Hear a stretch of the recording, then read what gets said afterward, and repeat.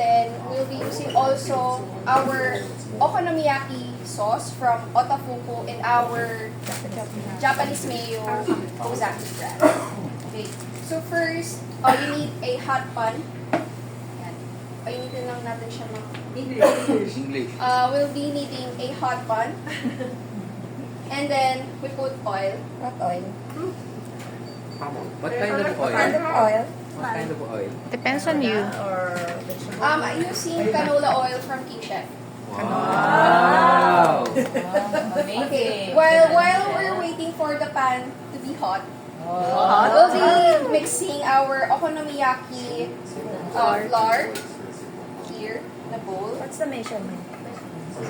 Later on, I'll be giving you the measurement. But right now, as you can see, there's a serving size here at the back of the packaging.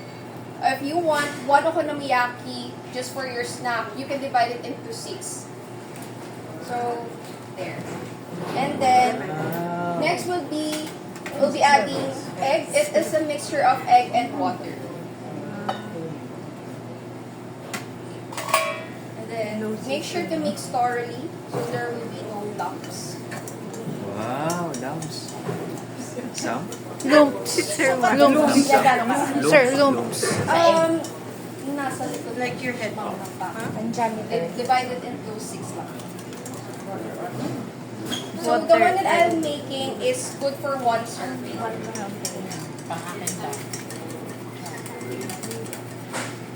Can we make our own? As you can see, there's no lumps already. Somebody We can now add our vegetable. It is a combination of shredded cabbage and chopped spring onion. Wow.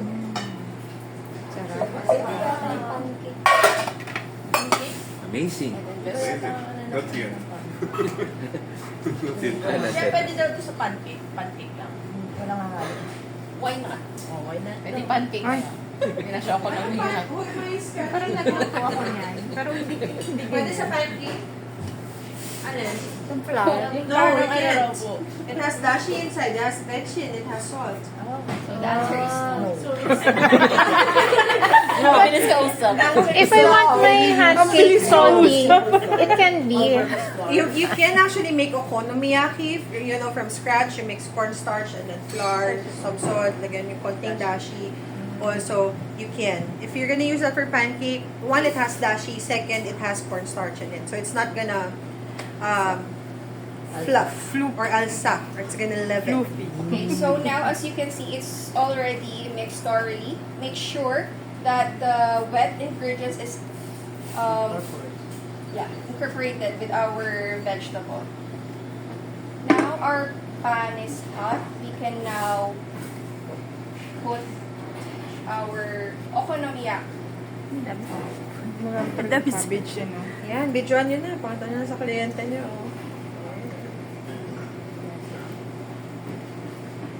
Mura lang pala yung ano ko. We shape it into a Hindi ikaw gagawa. Oo. Tapos ang mahal. Mahal naman. Mas masarap kung So, wala leeks. tayong gas. Leeks. Leeks onion Leeks. Instead of spring Yung sa may onion. sa may Daiso, meron sila leeks. Bago lang yun. Once you got your desired shape and height, you can now cover it with, where's my cover? 36 footer. Where's my cover? There. Don't you put any meat? No meat. No meat. Kasi it's And then, pricey. timer for Expensive. about 5 minutes. 5 Or minutes. ano yun? Pricey. Per side. 5 minutes. Ilang minutes? Ideally, 5 minutes. But, depending on the heat of your pan. So right now, what heat do you have? Are you in here? Are you in heat? Are you in hot? Are you hot? Are you hot? Since we're done preparing, we can now pass out our stuff. Wow. Wow! Basta. Bus out talaga. We can wipe. Yung mga natin busted. Basta. Dapat ganyan kayo magluto. At sa boshi. Parang hindi Hindi na siya applicable sa akin. Applicable sa... Ito mo. Yeah. See? Parang wala nangyari. Sa video. Ma'am, sulit may gawa. No? May proof na Now po, I'm ma'am. preparing for the sauce. Toppings, yes. Sauce. From our Ozaki brand, Japanese mayo, okonomiyaki sauce from Otofuku and Otofuku katsuobushi. Wow. Flying. For everything. Thank you. Johan, pwede ba ako maglagay ng kahit anong ingredients sa Yeah, actually, the one that I make is just a base. You can add cheese. You can add any protein that you like. You can add Bacon. yes. You can. Yung dry bacon. Meat daw. Meat. I prefer the fresh ones. You can add pork slices like bacon, beef belly. There are two versions of okonomiyaki, di ba? What are those two? Explain the difference. Yes. The Osaka one and Hiroshima one. You're making the Osaka one. Ano yung difference ng Hiroshima? There's a bomb. It's a secret. So the one speaking. Alam ko ano po yung mother ko. Ano yung like layer siya. And, Mas madami yung layer ng Osaka varieties. mixed with For the Hiroshima. cabbage. Pang sumo. Yung kainan, sir. Hiroshima style. Malaki. Mixed Serving. Mas magaling ka doon sa We English. have 2 minutes. Chef, ay, In sir. interview. Mas may confidence. Oo. Dili man. Nalagdilit man. Yeah. Okay. So you can see we have 2 minutes remaining, but I'm checking if we can turn this already. We can flip na kasi. We can flip because it's already formed. In our Yan yung desired magandang shape. pamphlet ko. Ito yung flat na flat. 1, 2, 3. Yuy! And then we add another 5 minutes. Just for our reference. Oh, palakpakan naman natin si Chef Gigit. Kumita to chef. Delivery kita. Do you guys have any questions? So what is the proportion of the egg? Yeah. Oh, yan na. Yung Yeah.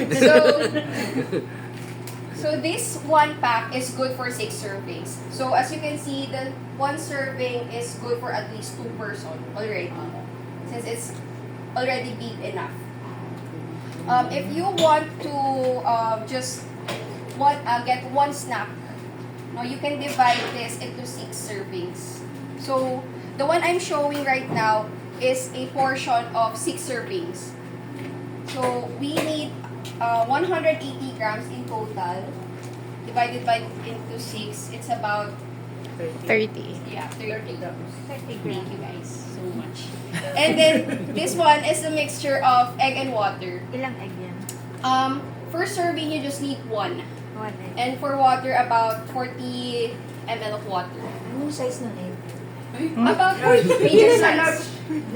Medium. Tama naman yung question niya din. Yeah, about medium size. Medium size is how many grams? Kasi large is 57. One is About Yes, lahat yun. Kasi may size yun. So when you change the size, tama naman yung question niya. No? Tama yung question niya. When you change the size of the egg. Yes. Okay? When you change the size of the egg, the bigger the egg, the more what? The more liquid it has inside. So if you use a bigger egg than what it's yung regular na ginagamit niyo within the recipe, you're actually adding more water to it. So you will end up with a more liquid mixture. No? So what's the size of the egg? It's usually the large size that you use, no, sa typical. Almost any recipe, whether it's, baking or cooking, it's the typical size that we use is large. So it's around 57 grams to about 60 grams. okay guys. Egg So daw lang. going back. 12. Okay, going back. So as you can see, Malaki. there's still 2 minutes remaining on my timer. 5. Um, So this is now ready. So you don't have We to- can transfer it to our chopping board. No need to cut. Sa plate na, Bel. Hindi naman to sample. Sorry guys. Itong demo niya, pang ano to, pang landers, Bel. Pang restaurant. Oh, yan. Pang landers kasi itatagtag na gugupit. Nagugupis na eh. Sa landers kasi dapat sisig ang hiwa eh. Sana coleslaw na lang pala. Oh. Ganda. Perfect. So, in-explain niya difference ng Hiroshima style to Osaka style. This is the Osaka version wherein you mix everything in a bowl. Lalagay ka sa kanya ng meat sa ibabaw. Liempo, ganyan. So, that's it. With Hiroshima, it has fried egg, may noodles, may seafood. It's a layer. Tas very thin lang yung layer actually nung mixture mo. No, dun sa ibabaw.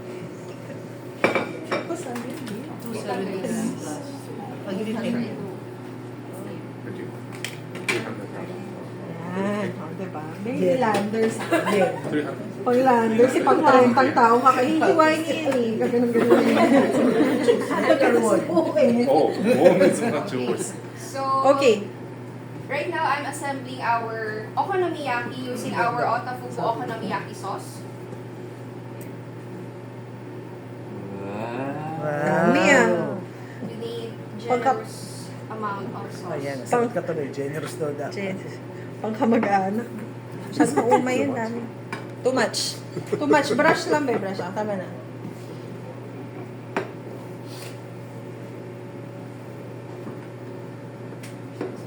Ano sa'yo? Ay, nako. Mise en place. Okay? Or you can just take. Usually, they just brush it. You just need a very thin layer or Na-brush Oh, na. there! Amazing. kumana, be. Kumana. Namawa yung nakasabot. Wow, ganda. Now we'll be adding our Japanese mayo from Ozaki. Wow.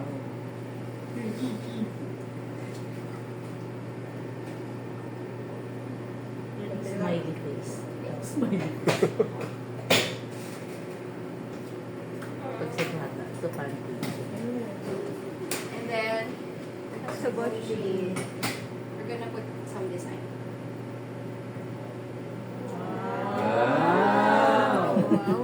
Okay. May nakakakita na ng asawa sa'yo. Very twinkle. And then, Sige na nga. Pwede.